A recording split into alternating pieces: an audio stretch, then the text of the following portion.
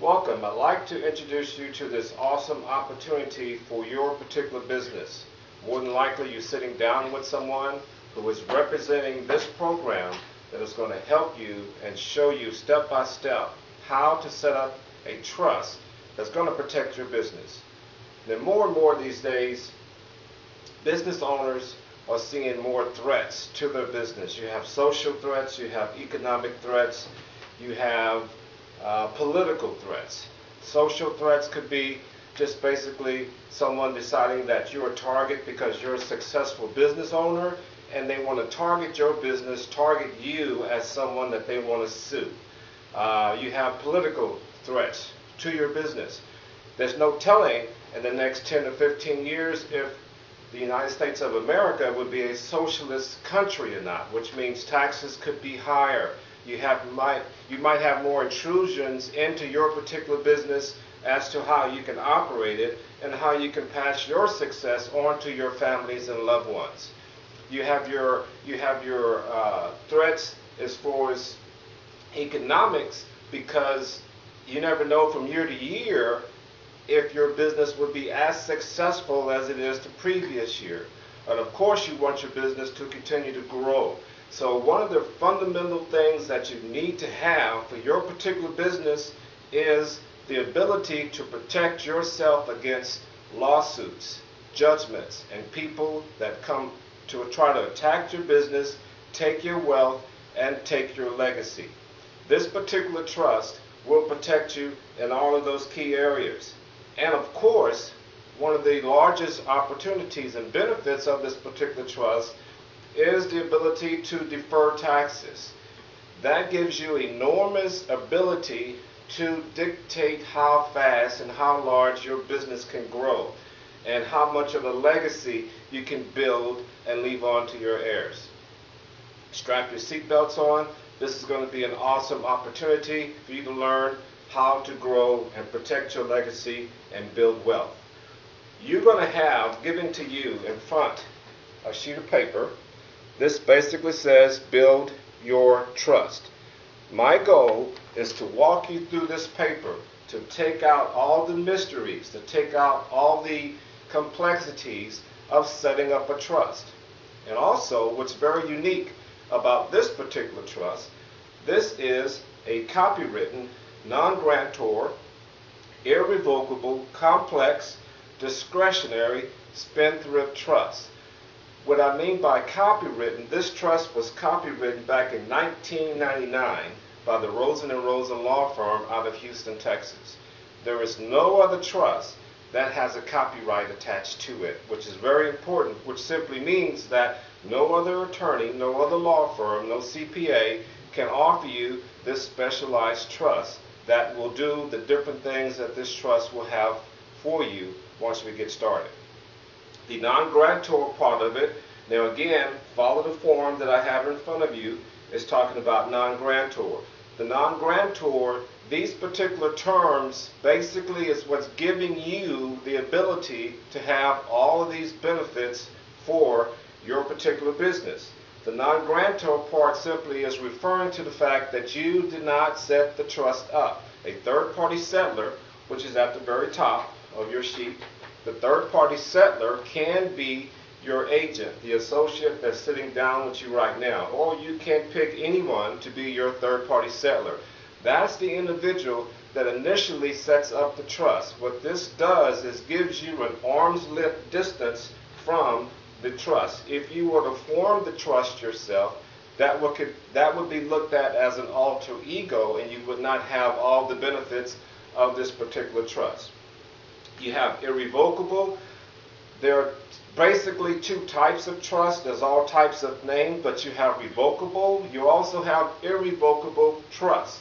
The revocable trust can be turned over in a court of law. So if someone were to sue you, someone were to have a lien against you or your business or your assets, it would be up to the judge to determine whether or not through that revocable trust they can grab your assets out and attach that to the actual lien. In the event, which is this program, is an irrevocable trust, it is absolutely protected from any judge, any court, going into your trust to grab your assets, to grab your value, to attach that to a lien. That's very important. This is an irrevocable trust. You also have the complex issue. That's going to be very obvious when we go through the trust. The discretionary version of that, which gives the trustee discretion over the beneficiaries and the duties of the trust. And then, of course, it's a spendthrift trust. What's very unique about this trust is the 643B IRS code. 643B. When the 643B IRS code is embedded into this spendthrift trust, it gives you a lot of additional benefits. It gives you a lot of valuable options that you have to work with within your trust. Before we get into building your trust, let's talk about some basics, okay? Fact is, everyone that's an adult that has a desire to build wealth needs to have a trust. Even if you're a 24-year-old individual, fresh out of college, and you've gotten your first job from your degree, you're making $50,000 a year. If it is your goal to build wealth, to establish some type of assets for yourself, and to build upon and build upon and build upon, everyone needs to have a trust. Now, it's quite frankly right now, everybody cannot afford a trust. But let's say if everyone could afford a trust. Let's say if a trust just costs $10. In that particular example, everyone that has a desire to build wealth would need to have a trust. Why? It's because the trust helps you get from A to B to C to D faster with a trust. I'll give you an example. You're a 24-year-old college grad, you start your first job, you're making $50,000 a year. But again, you want to be successful. You want to more than likely start your own business. I don't imagine that you want to stay at that $50,000 a year job and just work there for the rest of your life. Now, I do realize some people do, but we have entrepreneurs, so we are talking about entrepreneurs. So that particular individual, 24, needs to have a trust. This is an exact example of that. When you got your first job and you was around 14 or 15 years old, what was the first thing you did? Basically, you went to a bank and you set up a bank account and you attached a savings account to your checking account for the purpose of saving money. You had all these goals, you had all these ambitions. Maybe you wanted to buy a new car. Maybe you wanted to buy save money for a home.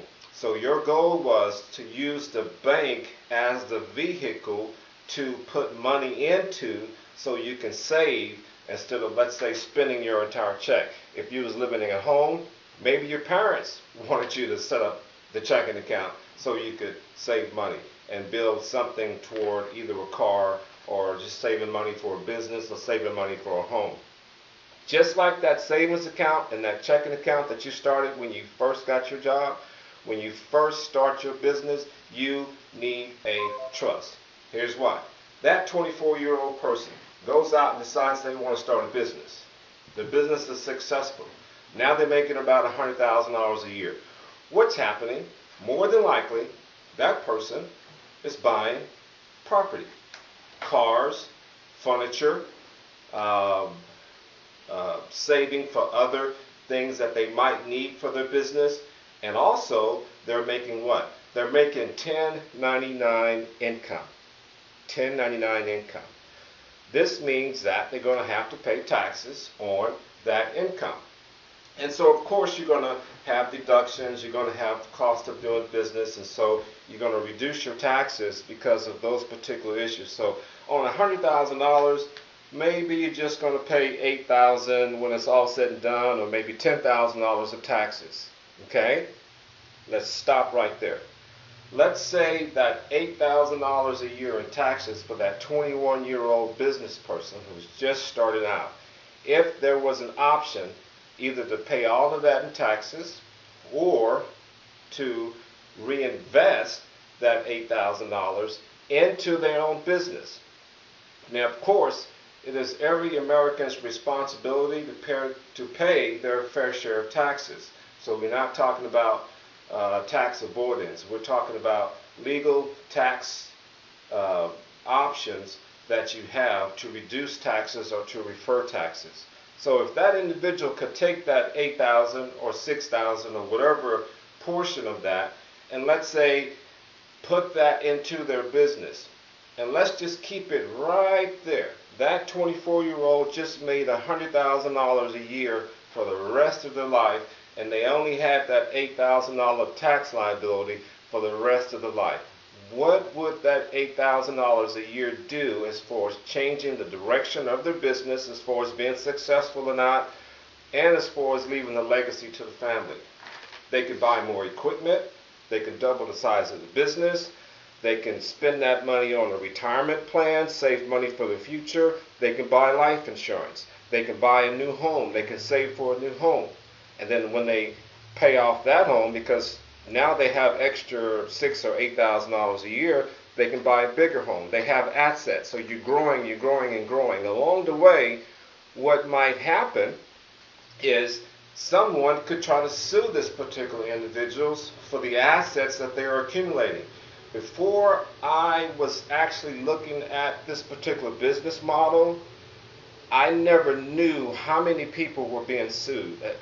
You just think of someone being sued. You look on TV and you say, hey, somebody's being sued. Some national celebrity or someone's being sued. In real life, that could be your neighbor. This past week, I've heard of 2 different companies that are being involved in 3 different lawsuits. So it's more common than what you would think. If you're in business, more likely you might know of someone who has been presently sued for whatever, whether it was justified or unjustified. And so this is something that you need to set up. The reason why I say we all need to have a trust is because if you want to build wealth, you're either going to want to keep that $8,000 a month to use as you want to use it for your particular business, or you can just give it away, which is not a bad thing, to pay it in taxes. But if you choose to do that, you can just pay the $8,000 in taxes. But wouldn't it be nice to have an option to say, hey, I want to buy some more equipment. I want to reinvest this into my company. So with that scenario, that's a perfect scenario on a little tiny scale. A young person just starting out would need a trust. So here's the actual elephant in the room. If you're way more successful than that and have a lot more assets than that, why is it that you do not have a trust right now? I can tell you why. Because traditionally, trust costs, especially a complex trust, will cost you $100,000 or more. Okay? So a lot of people thought about having a trust. They thought about protecting their assets. They thought about that is something basic they need to have with their particular business, but financially it might not have been as important because it just actually took money out of your pocket immediately. The great news is, as you're going to find out, what our particular Spendthrift Trust, this particular program actually helps you control the amount of money that you're paying each year in taxes. It gives you leverage. It gives you options. It gives you control. So, for example, if you're paying $50,000 a year in taxes, would it be valuable to you to save $40,000 a year in taxes next year, to put that $40,000 or $45,000 back into your business, back into your assets, back into your pocket? Yes, it will. That is the whole purpose of the fact that we all need to have a trust for protection to help build wealth. Now let's get started on building your trust. Look at this form right here. At the very top, you see where it says you on the far left, and then it has you again on the far right. Here's exactly how the formation of your trust will look. In the center, it says third-party settler.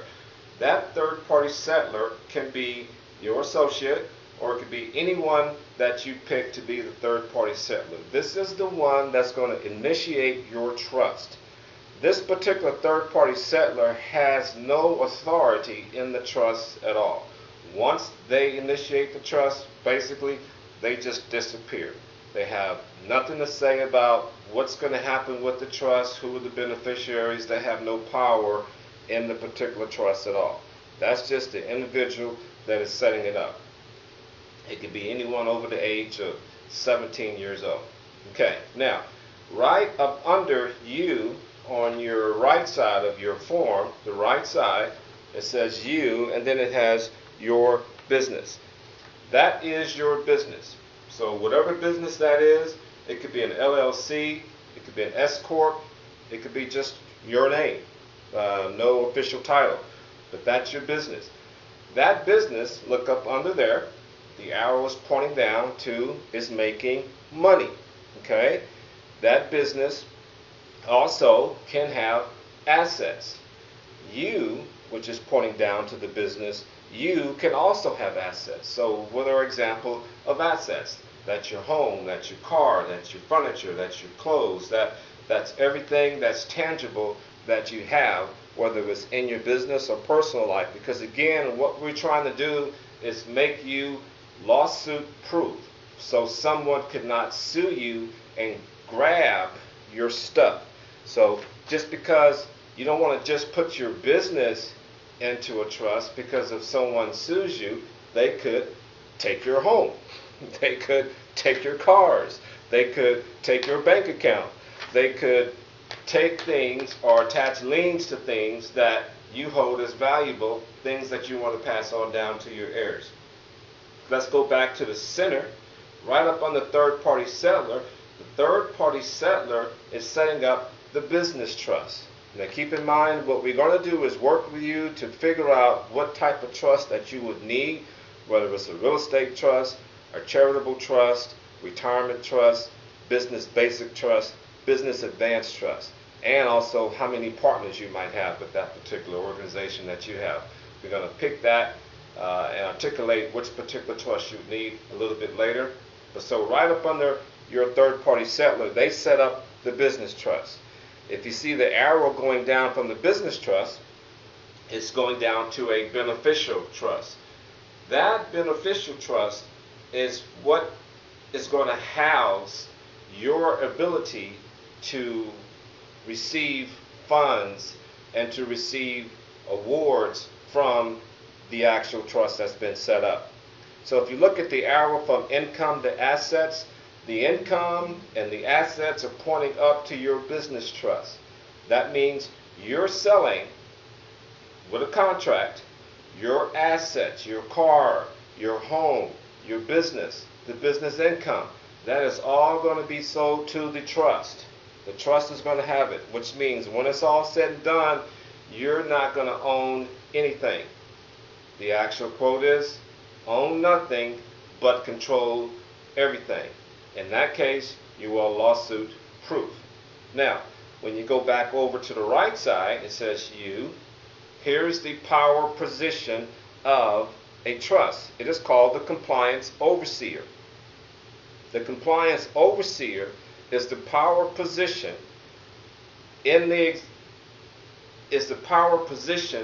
of the trust. So for example, the compliance overseer has the ability to pick the trustee. The compliance overseer has the ability to pick the beneficiary. The compliance overseer has the ability to change the beneficiaries. You see how that works? So the compliance overseer can actually select themselves as a trustee of the actual trust, which is also another power position. The trustee is the one that is managing the actual trust. And so when you look at that, the arrows are pointing down from you to compliance overseer to trustee. The arrows are pointing down from the business trust to the beneficiaries, because you're going to have beneficiaries of the trust.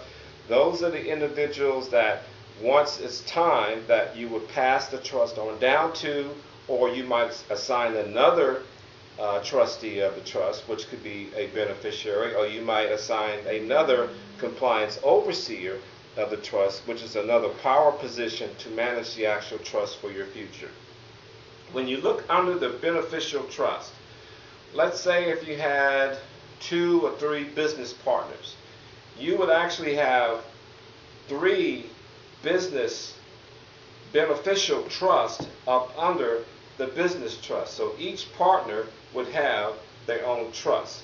If you have 3 partners total, you would be one. You'd have another beneficial trust and another beneficial trust, because the partners would receive their funds from their each independent beneficial trust. So if you have one partner who has a 20% stake in the business, one has a 5% stake, and one has a 75% stake, those percentages will come through the beneficial trust as equal shares of that particular entity business that they have. So that's why they each have their beneficial trust. Now, here's one of the unique things about this trust. The 643B creates the ability for the compliance overseer to write contracts into the trust. An example of the contracts are loans. Loans are a contract. What are the tax statuses on loans? Loans are tax-free, which means a compliance overseer can simply say, you have my assets are worth this dollar figure, I want to borrow $100,000 this year from the trust. You can do that. You can write the contract, you can borrow $100,000. $100,000 in a loan, that is tax-free income. Another unique thing about the trust is when the trust receives income from the business, when the trust receives, let's say the business is making $500,000 a year, okay, you now have a trust. The $500,000 a year is inside of the trust. The income that the trust is receiving is not taxable, because that income, just like the asset, goes toward the corpus of the trust. Corpus simply means assets. So it's not taxable to the trust. So the trust does not have to pay taxes on that $500,000 a year of income coming from the business. But you, the owner of the business, you were making $500,000 a year with your business. So how do you get your income from the trust? One way is extraordinary dividends. Extraordinary dividends basically allows the compliance overseer to take an extraordinary dividend from the trust. That extraordinary dividend is tax deferred. It is deferred for 21 years. And then at the end of that 21 years, it can be deferred again for another 21 years. And at the end of that 21 years, it can be deferred again for another 21 years. If the compliance overseer has passed since then, the successor, it can be deferred with them for 21 years. This is how a lot of your wealthy families pass on wealth and legacy from generation to generation to generation. So that extraordinary dividend is tax deferred. Loans are tax-free. You can also take on the far right at the bottom an income, because quite a few individuals, quite a few Americans still want to pay taxes on their income. This just simply gives you the ability to control how much taxes you're paying or to reduce your taxes. You can still take an income and pay taxes on that income from your trust. Okay? So here's what I want you to take from this particular meeting. You should see with this particular sheet how your business needs to have a trust. You should also be able to see how the different players in your business will fit on this particular sheet. The next thing for you to do, and not to procrastinate, not wait until someone sues you, not wait until you have a tax bill of $50,000 and maybe you can't pay it, or maybe you would like to do something else with that. The thing to do is to work with your associate to set up your trust, now, so you are able to protect yourself and give yourself maximum ability to manage what happens in your particular business, from taxes to lawsuits to liens to judgments. I want to thank you for your time. I want to thank you for your patience. Get with the guy that gave you the tape that's sitting with you right now and set up your trust today. Thank you very much.